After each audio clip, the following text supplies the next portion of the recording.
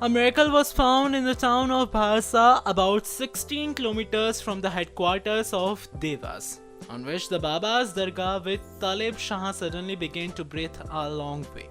The people of the Muharram committee saw this form with their eyes. The thousand number of people start flowing in and the people became desperate to see this point. The police reached the spot after getting the information about this matter. Take a look at the video.